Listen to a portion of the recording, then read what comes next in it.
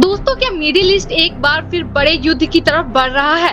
क्या शांति की मेज पर बैठी दुनिया के सामने किसी ने बारूद का ढेर रख दिया है? जब अमेरिका और ईरान के बीच ऐतिहासिक समझौते की आखिरी शर्तें तय हो रही थी, जब पूरी दुनिया उम्मीद कर रही थी कि दशकों पुरानी दुश्मनी शायद खत्म होने वाली है, उसी वक्त दक्षिण लेबनान में आसमान चीरते हुए रॉकेट इजराइल की तरफ बढ़ने लगे। सायरन बज उठे, एयर डिफेंस सिस्टम सक्रिय हो गया और कुछ ही मिनटों में पूरे मिडिल ईस्ट की राजनीति बदल गई।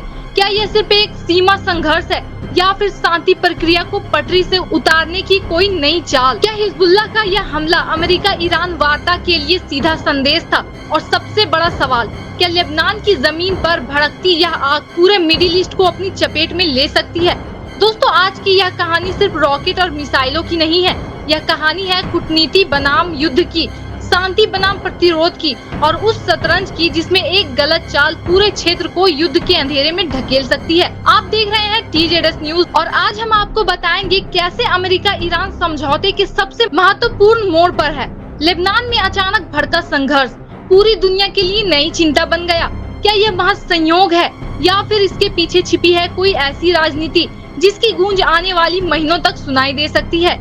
आइए शुरू करते हैं मिडिल ईस्ट की उस विस्फोट कहानी को जिसने एक बार फिर दुनिया को युद्ध और शांति के बीच खड़ा कर दिया है। विश्व की कूटनीति के मेज पर शांति की कोशिश अपने अंतिम चरम में थी। अमेरिका और ईरान के बीच ऐतिहासिक शांति समझौते की अंतिम शर्तें तय हो रही थी, लेकिन उसी पल दक्षिण लेबनान में अचानक युद्ध की आग भड़क उठी।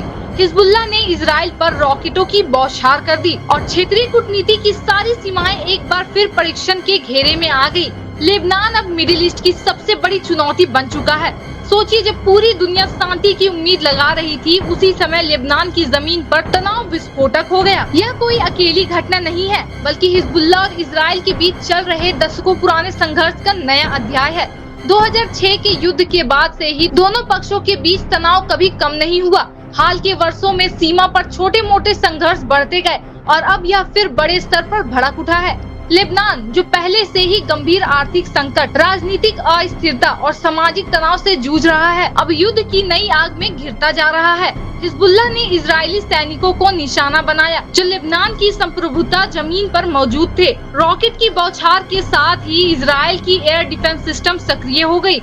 इजराइल ने दावा किया सभी रॉकेट को सफलतापूर्वक रोक लिया गया। कोई हताहत नहीं हुआ, लेकिन जवाबी कार्रवाई भी तुरंत शुरू हो गई। इजरायली वायु सेना ने हमले के ठिकानों पर हवाई हमले कर दिए, लॉन्च साइट को तबाह कर दिया। हिजबुल्लाह का जवाब साफ और कड़ा था, सशस्त्र प्रतिरोध तब तक जारी रहेगा जब तक इजरायली सैनिक लेबनान की जमीन पर पूरी तरह पीछे नहीं हट जाते। हिजबुल्लाह का कहना है कि इजरायली सैनिक लेबनान की संप्रभु जमीन पर अवैध रूप से मौजूद है और जब तक वे पूरी तरह वापस नहीं जाते, लड़ाई जारी रहेगी।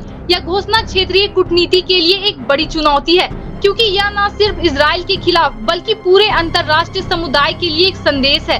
दूसरी तरफ इजराइल का रुख भी साफ है। उन्होंने रॉकेट हमले को रोकने के लिए एयर डिफेंस सिस्टम का इस्तेमाल किया और तुरंत जवाबी हवाई हमले लॉन्च करके साइट को नष्ट कर दिया। इजराइल का दावा है कि ये हमले आत्मरक्षा में किए गए और लेबनान की जमीन से होने वाले खतरों को खत्म करने के लिए जरूरी थे।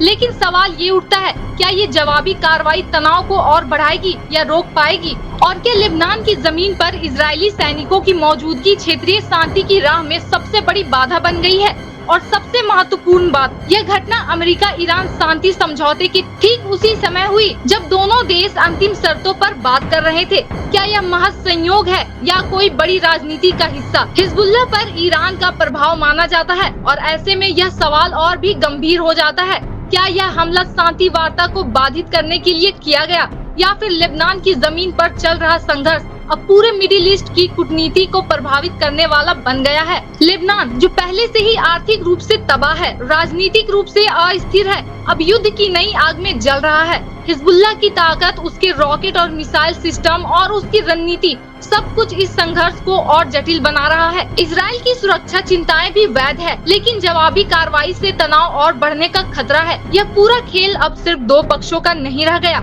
यह अमेरिका, ईरान, लेबनान, इजराइल और पूरे अरब जगत को प्रभावित करने वाला बन गया है। लेबनान क्षेत्रीय शांति की सबसे बड़ी चुनौती बन गया है। यह घटना साफ दिखाती है कि अंतर्राष्ट्रीय कूटनीति की सीमाएं कमजोर नहीं है। कितनी कमजोर है। जब शांति की कोशिश अपने अंतिम चरम में थी, उसी समय लिबनान में ताज़ा संघर्ष भड़क उठा। हिजबुल्लाह का संदेश साफ है, इजरायली वापसी का प्रतिरोध जारी रहेगा। इजराइल का जवाब भी साफ है, हमला होगा तो जवाबी कार्रवाई भी होगी। लिबनान अब क्षेत्रीय शांति की सबसे बड़ी चुनौती बन चुका है और यह सवाल पूरे विश्व के सामने है कि क्या कूटनीति इस तनाव को संभाल पाएगी या फिर युद्ध की आग और फैल जाएगी। यह संघर्ष अब सीमा पर नहीं बल्कि पूरे क्षेत्रीय स्थिरता को खतरे में डाल रहा है। और देखिए आगे क्या होता है। क्या अमेरिका ईरान शांति समझौता इस नए संघर्ष की भेंट चढ़ जाएगा या फिर दोनों पक्ष इसे अलग रखकर आगे बढ़ेंगे। अगर हिजबुल्लाह ने और हमले बढ़ाए तो क्या इजराइल का जवाब और बड़ा और विनाशकारी होगा कि लिबनान में नई जंग की आग पूरे क्षेत्र को अपनी चपेट में ले लेगी या अंतर्राष्ट्रीय दबाव से सीज फायर हो जाएगा।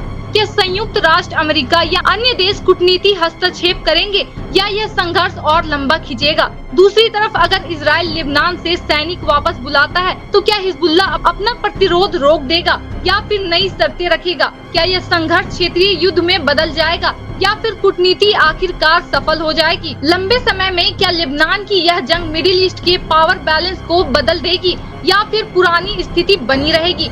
एक बात तो तय है, लिबनान की यह जंग अब सिर्फ दो देशों की नहीं बल्कि पूरी मिडिल ईस्ट की कूटनीति, शांति और स्थिरता को प्रभावित करने वाली है। आगे क्या होगा ये अभी अनिश्चित है, लेकिन तनाव अभी खत्म होने वाला नहीं लगता। क्या कूटनीति इस बार सफल होगी या फिर युद्ध की आग और भड़केगी, ये देखना बाकी है। मिडिल ईस्ट की यह शतरंज अब और जटिल होती जा रही है और हर नई चाल नई कहानी लिख रही है। क्या विश्व शांति की राह पर आगे बढ़ पाएगा या फिर लिबनान की यह आग सब कुछ जला देगी। ये सवाल अब हर किसी के मन में है। तो दोस्तों, मिडिल ईस्ट की इस शतरंज में हर चाल के पीछे एक नई रणनीति छिपी है और हर मिसाइल पूरे क्षेत्र की किस्मत बदलने की ताकत रखती है।